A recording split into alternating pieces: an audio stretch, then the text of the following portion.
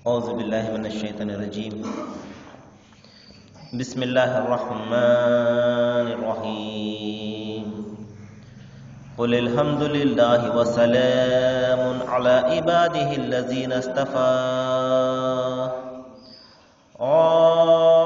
الله خير أما يشركون.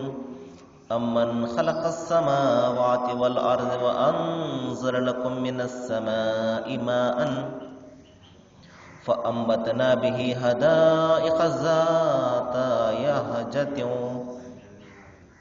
ما كان لكم أن تنبتوا شجرها إله مع الله بل هم قوم يعدلون. صدق الله العظيم. అనంత కరుణామయుడ పరకృపాశీలుడైన సృష్టికర్త అల్లాహ్ శుభనామంతో ప్రారంభిస్తున్నాను.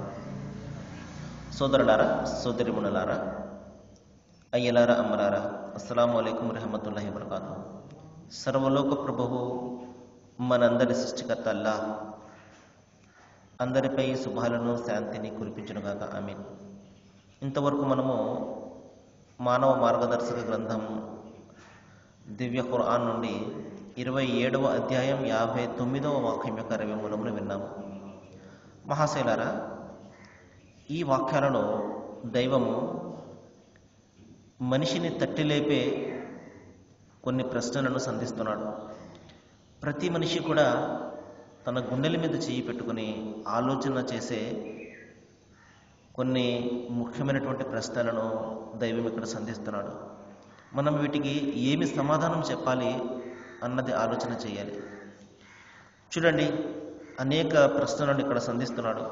మనలో ప్రతి ఒక్కరం కూడా దైవం ఎవరికైతే జ్ఞానాన్ని, బుద్ధిని ప్రసాదించాడో అందరికీ కూడా దైవం సమానమైనటువంటి జ్ఞానాన్ని, బుద్ధిని ప్రసాదించాడు. అది మనము ఆలోచన చేసే దానిని బట్టి ఉంటుంది. దైవం అందరికీ సమానమైనటువంటి జ్ఞానాన్ని ఇచ్చాడు. అది మనము మన జ్ఞానాన్ని ఉపయోగించి మనము అన్వేషణ చేయడంలోనే ఉంటుంది. మహాశైలరా, చూడండి, దైవం తెలియజేస్తున్నాడు.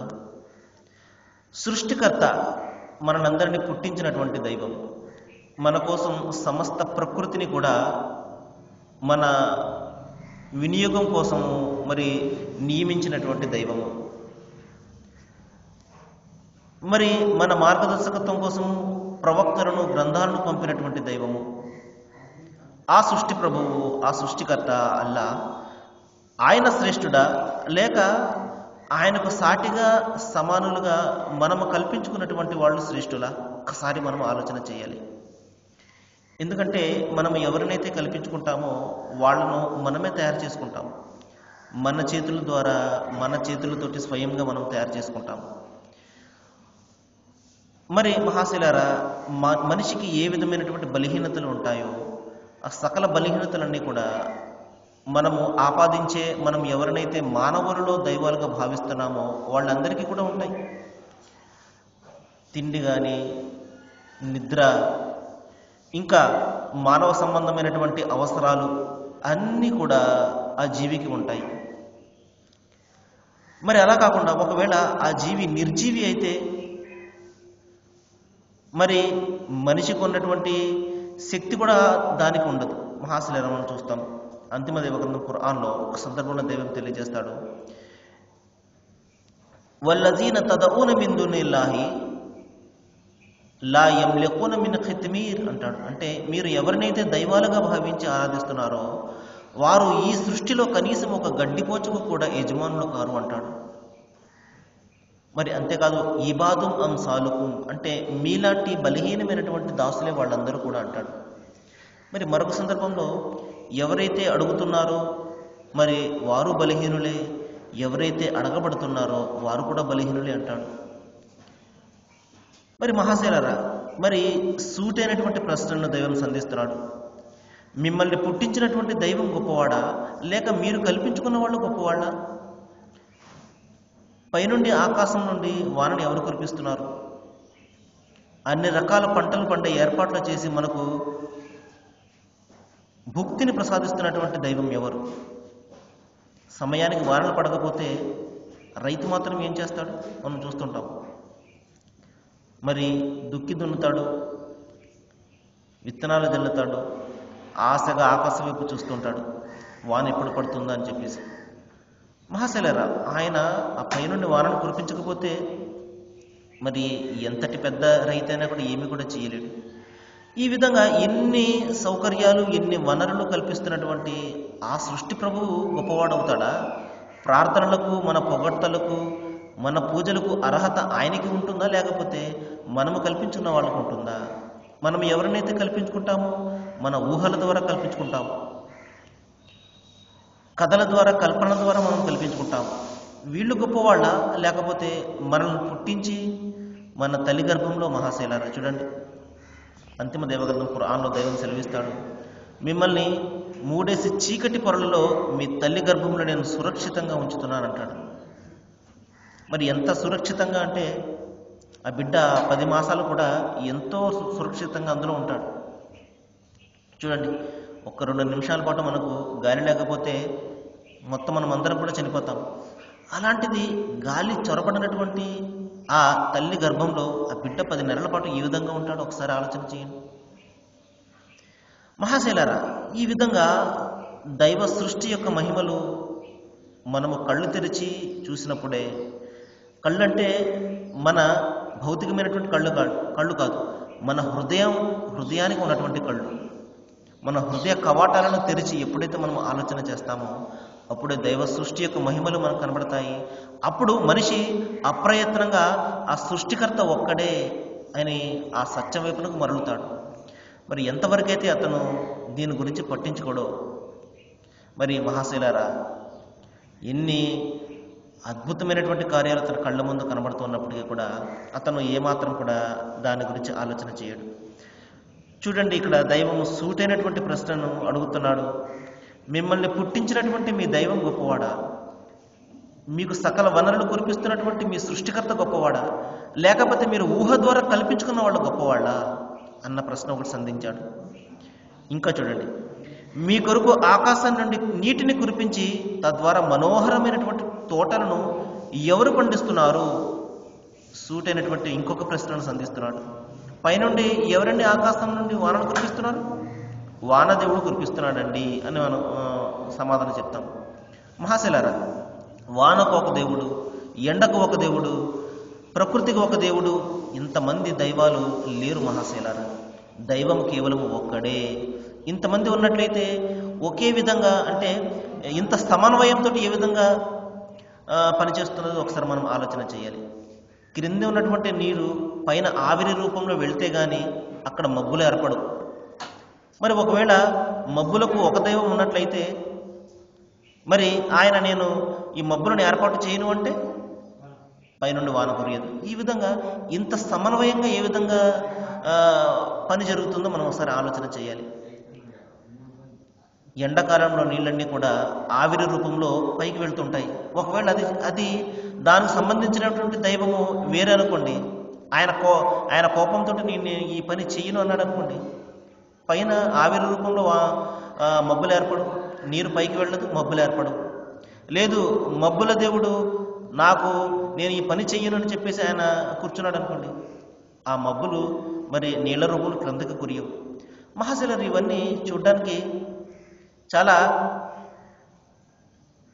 తేలికగా కనబడుతుంటాయి. కానీ మహాశైలారు, ఒక్కసారి మనం ఆలోచన చేసినట్లయితే నిజమే కదా, ఇంతమంది దైవాలు ఉన్నట్లయితే ఇంత సమన్వయంతో ఏ విధంగా పనిచేస్తున్నారు వీళ్ళు? కాబట్టి ఒక సమన్వయంగా పనిచేస్తున్నారు అంటే దీనిని నడిపే శక్తి వెనకాల ఒక్కడు మాత్రమే అయినప్పుడు అది సాధ్యమవుతుంది. మహాశైలారా, అదే విషయాన్ని దైవం ఇక్కడ తెలియజేస్తున్నాడు. మీకోసం ఆకాశం నుండి నీటిని కురిపించి అనేక పంటలు పండించే ఏర్పాటు చేస్తున్నది ఆ ఒక్క దైవమే. మరి ఆయన ఒక్కడు కాబట్టి ఆ సమయానికి ఆ నీళ్లు పైన ఆవిరి రూపంలో వెళ్తున్నాయి, మబ్బులుగా ఏర్పడుతున్నాయి. మరి ఆ మబ్బులకు గాలి తోడవుతుంది, మరి ఆ తర్వాత వాన రూపంలో ఆ నీరు క్రిందకి దిగుతుంది. మహాశైలారు, ఈ విధంగా దీని వెనకాల నడిపే శక్తి ఒక్కడు ఉన్నాడు కాబట్టి ఇంత సమన్వయంతో ఈ పని చేయగలుగుతున్నాడు. మరి దైవం మీకు ప్రశ్న సంధిస్తున్నాడు, ఆయనతో పాటు మరొక దైవం ఎవడైనా ఉన్నాడా ఈ పనుల్లో పాలు పంచుకోవడానికి? మీరు ఏ విధంగా రుజుమార్గాన్ని తప్పిపోతున్నారు? చూడండి మహాశైలారా, మళ్ళీ ఇంకొకసారి దైవం ప్రశ్నిస్తున్నాడు. ఒక్కసారి మనసు పెట్టి ఆలోచన చేసినట్లయితే, ఇంతమంది ఉన్నట్లయితే ఇంత సవ్యంగా ఈ పని జరగదు. ఉదాహరణ చూడండి, మంది ఎక్కువైతే ఆ పని ఏ విధంగా పాడైపోద్దో మనం చూస్తూనే ఉంటాం. ఇంతమంది కలిసి ఒక పని చేశారనుకోండి, ఒక పని చేశారనుకోండి, అది ఎంత చండాలంగా తయారవుతుందో మనకు తెలుస్తుంది. మహాశైలారా, అదేవిధంగా ఈ సృష్టిని ఎంత సక్రమంగా నడుపుతున్నది ఒక్క దైవం కాకుండా అనేక మంది ఉన్నట్లయితే అస్తవ్యస్తమైపోయేది. అదే విషయాన్ని మాటిమాటికి దైవము మరి మన మనస్సును తట్టి లేపుతూ అడుగుతున్నాడు. ఒక్కసారి మీరు ఆలోచన చేయండి, ఇంతమంది దైవాలు ఉన్నట్లయితే ఈ సృష్టి అంతా కూడా అల్లకల్లోలమైపోతుంది, ఈ సత్యాన్ని గ్రహించండి అని. మరి ఇంకొక దైవం మనకు ఇచ్చినటువంటి అనుగ్రహాన్ని గుర్తు చేస్తూ మరొక ప్రశ్నను సంధిస్తున్నాడు. భూమిని మీకోసం నివాస స్థలంగా చేసిన వాడు ఎవడు? అందులో నదులను ప్రవహింపజేసిన వాడు ఎవడు? దానిపైన పర్వతాలను మేకులుగా పాతిన వాడు ఎవడు? చూడండి, ఎన్ని అనుగ్రహాలను దైవం జ్ఞాపకం చేస్తున్నాడు. మన భూమిని దైవం మన కోసం నివాస స్థలంగా చేశాడు. ఎందుకంటే ఈ భూమి పైపొర మెత్తగా ఉంటుంది కాబట్టి మనము వీటిపై మరి ఇల్లులు అయి నిర్మించుకుని జీవితం సాగిస్తున్నాం. కానీ కొంచెం లోతుకు వెళ్ళినట్లయితే మరి భయంకరమైనటువంటి వేడి మనకు కనబడుతుంది. అక్కడ ఎంత మాత్రం నివాసయోగ్యంగా ఉండదు. అందుకనే దైవము మనకు ఈ పైపొరను దుప్పటి మాదిరిగా పరిచాడు. అందుకనే మనము మరి హాయిగా ఇక్కడ బిల్డింగ్స్ నిర్మించుకుంటున్నాము, జీవితం కొనసాగిస్తున్నాము. ఇంకా చూడండి, భూమి తన చుట్టూ తను తిరుగుతూ ఉంటుంది. ఒకవేళ అది మనకు తెలిసిందనుకోండి, ఒక్క క్షణమైనా ఈ భూమి మీద జీవితం గడపగలుగుతామా? చూడండి, భూమి తన చుట్టూ తాను తిరుగుతుంది, కానీ మనకు అది తెలియడం లేదు. చూడండి, దైవం ఎంత గురుత్వాకర్షణ శక్తి కారణంగా ఎంత తిరుగుతున్నప్పటికీ కూడా మనకు తెలియడం లేదు. మనం చూస్తుంటాం, కొద్దిగా భూమి కనిపించగానే 8 పాయింట్స్ రాగానే పెద్ద పెద్ద బిల్డింగ్లన్నీ కూడా కింద పడిపోతుంటాయి భూకంపం వచ్చి. అలాంటిది భూమి తన చుట్టూ తాను తిరుగుతుంది, కానీ మనకు అది తెలియడం లేదు. ఎంత అద్భుతమైనటువంటి సృష్టిని దైవం సృష్టించాడు చూడండి. అదే విషయాన్ని ఇక్కడ చెప్తున్నాడు. మీకోసం నేను నివాస స్థలంగా చేశాను ఈ భూమిని.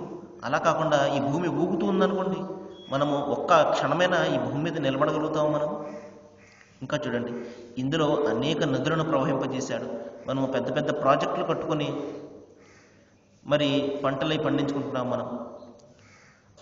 ఈ విధంగా ఆయన ఆ నదులను ప్రవహింపజేయకపోతే మన పరిస్థితి ఏమై ఉండేది ఒకసారి ఆలోచన చేయండి. ఇది సముద్రంలో ఉన్నటువంటి నీటి మాదిరిగా నదుల్లో ఉన్నటువంటి నీరు కూడా ఉప్పగా ఉందనుకోండి, ఒక్క బుట్టైనా కూడా మనం తాగలుగుతామా? చూడండి, ఎన్ని అనుగ్రహాలను దైవము మన కోసం కురిపిస్తున్నాడో. కానీ మనము కళ్ళుండి కూడా ఏ విధంగా అయితే కబోది మాదిరిగా కొంతమంది జీవితం గడుపుతారు, అదేవిధంగా మనం కూడా మనకు అన్నీ కూడా కనబడుతున్నాయి చుట్టూ కూడా, కానీ ఆ దైవాన్ని తెలుసుకోలేకపోతున్నాం, ఆ సృష్టికర్తను గ్రహించలేకపోతున్నాం. కాబట్టి మహాశైలారా, మన హృదయం యొక్క కళ్ళును మనం తెలవాలి. మన హృదయాన్ని మనము దీనికి పట్టి ఉన్నటువంటి ఆ అంధకారాన్ని మనం తొలగించుకోవాలి. మనము దీన్ని తలుపులు వేసేసాము, తాళాలు వేసేసాము ఈ హృదయానికి. ఆ తాళాలను తీసి మనము హృదయ కవాటాలను తెరవాలి. అప్పుడే దైవం యొక్క సృష్టి కనబడుతుంది. ఇది కేవలం మనకు ప్రాణం ఉన్నంత వరకు సుమా ఈ అవకాశము. కాబట్టి మహాశైలారా, ఈ రోజే చాలా ప్రధానము. రేపు మన కోసం ఉంటుందో లేదో కూడా తెలియదు. కాబట్టి ఈ రోజే మనకు ప్రధానము. ఈ రోజే మనం తెలుసుకోవాలి దైవాన్ని గురించి, ఆ సృష్టికర్తని గురించి. అలా కాదు అని మనము దీన్ని ఏమరపట్టులో పడిపోయి ఉన్నామా మహాశైలారా? ఒక రోజున ముంచుకొస్తుంది, ఆ రోజున తెలుసుకోవడం వలన ఏ ప్రయోజనం ఉండదు. చూడండి, ఇంకా దైవం చెప్తున్నాడు, మరి ఈ భూమి మీద పర్వతాలను నేను మేకులుగా పాతాను అంటున్నాడు. ఎందుకంటే ఒకవేళ ఈ పర్వతాలు అనేవి లేవనుకోండి, ఆ భూమి దుల్లిపోయి ఉండేది. ఈ రోజున సైంటిస్టులు చెప్తున్నారు, ఎక్కడైతే పర్వతాలు ఎక్కువగా ఉంటాయో అక్కడ భూకంపాలు రావు అని చెప్పేసి. ఈ విధంగా భూమిని ఒక బ్యాలెన్స్ కోసము దైవము, మరి ఒక సమతుల్యత కోసము ఆయన పర్వతాలను మేకులుగా పాతడం జరిగింది. మహాశైలారు, ఇన్ని అనుగ్రహాలు ఎవరి కోసం అండి కల్పించాడు? కేవలము మనిషి కోసమే. కాబట్టి ఈ అనుగ్రహాలన్నింటినీ దైవము మనిషి సేవ కోసం వినియోగించాడు. కానీ మనిషి మాత్రము ఆ సృష్టి ప్రభు సేవ కోసము అతను పని చేయాలి. సమస్త ప్రకృతి అంతా కూడా మనిషికి సేవ చేస్తే మనిషి ఆ సృష్టికర్త అల్లాహకు మాత్రమే సేవ చేయాలి. ఇదే సోదరులారా జీవిత సత్యము, ఈ జీవిత సూత్రం. నేను అల్లాహ్ను ప్రార్థిస్తున్నాను, ఈ విషయాలు అయితే మనం ఇక్కడ వింటున్నామో కొన్ని విషయాలు మన మనసుకు కష్టం కలిగినప్పటికీ కూడా మహాశయాలారా ఆలోచన చేయండి. ఎందుకంటే అందరం కూడా మరి దైవం సృష్టించినటువంటి ఆ మహోన్నత స్వర్గాన్ని మనం సాధించాలి అంటే ప్రధానంగా ఆ సృష్టి ప్రభువుకు సాటిని సమానాన్ని మనం అంత మాత్రం కూడా కల్పించకూడదు. ఆయన ఏకత్వంలో ఎవరికి కూడా మనము స్థానం ఇవ్వకూడదు. ఈ భయంకరమైనటువంటి పాపం నుండి మనము బయటపడాలి. అందుకని మనం అందరం కూడా ఆలోచన చేయాలి. అల్లాహ్ అందరికీ మంచిని చేయాలని నేను వేడుకుంటూ ముగిస్తున్నాను. వాఖిరు దవానా అనిల్ హమ్దులిల్లాహి రబ్బిల్ ఆలమీన్. అస్సలాము అలైకుం.